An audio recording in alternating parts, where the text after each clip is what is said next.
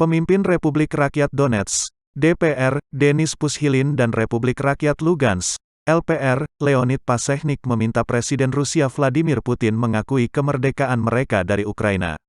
Pengakuan Putin atas kemerdekaan dua republik di Donbas itu dapat semakin memanaskan konflik di Ukraina saat ini.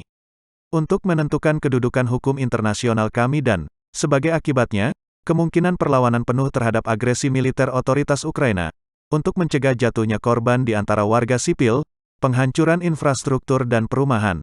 Atas nama seluruh rakyat Republik Rakyat Donetsk, kami meminta Anda untuk mengakui DNR sebagai negara yang independen, demokratis, legal dan sosial, ungkap Pushilin dalam pidatonya Senin.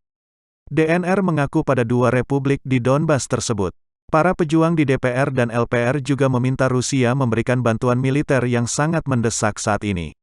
Para pejabat di wilayah Donetsk, Donbas, telah meminta Moskow mengirim bantuan mendesak di tengah kebuntuan yang memburuk di seluruh jalur kontak. Pasukan Kiev dan milisi separatis di dua republik saling menuduh satu sama lain melakukan penembakan artileri berat. Berbicara kepada saluran YouTube Live Solovyov pada Senin, tanggal 21 Februari tahun 2022, juru bicara milisi rakyat Donetsk Eduard Basurin mengatakan Moskow harus memberikan dukungan moral, pertama-tama. Namun dia menambahkan, saya tidak akan menolak, bantuan militer juga diperlukan, dalam berbagai cara. Pejabat itu juga mengklaim ada perang yang terjadi di Donbas. Situasinya tidak hanya sulit, itu benar-benar kritis, ujar dia.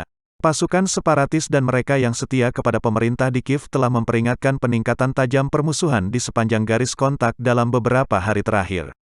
Kedua pihak saling menuduh menembakkan roket, mortir, dan senjata ringan melintasi perbatasan Ukraina dan Donbas.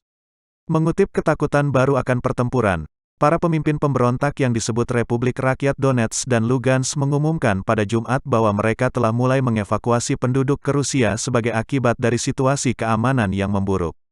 Kedua republik juga memerintahkan mobilisasi semua pria berbadan sehat untuk siap berperang dalam potensi konflik. Pada Senin, para pejabat di Donetsk menyatakan keadaan darurat. Mereka mengatakan stasiun pompa mereka telah berhenti bekerja di tengah penembakan dan mereka tidak dapat mendistribusikan air minum. Sehubungan dengan serangan artileri intensif selama beberapa hari terakhir, telah terjadi serangkaian pelanggaran terhadap operasi normal sistem pendukung kehidupan, ungkap para pejabat. Menurut mereka, lebih dari 21.000 penduduk tanpa air bersih karena kerusakan itu. Awal bulan ini, Parlemen Rusia memberikan suara mendukung mosi yang menyerukan Presiden Vladimir Putin mengakui kemerdekaan Donetsk dan Lugansk. Mosi tersebut menimbulkan spekulasi bahwa keputusan seperti itu dapat membuka jalan bagi Moskow untuk mengirim pasukan ke wilayah tersebut atas permintaan para pemimpin lokal. Namun, sementara Kremlin masih mengembangkan tanggapan formal, pemimpin Rusia itu mengatakan bahwa setiap upaya membantu wilayah yang memisahkan diri harus dilakukan sejalan dengan perjanjian Minsk 2014, yang memerlukan solusi diplomatik untuk kebuntuan tersebut.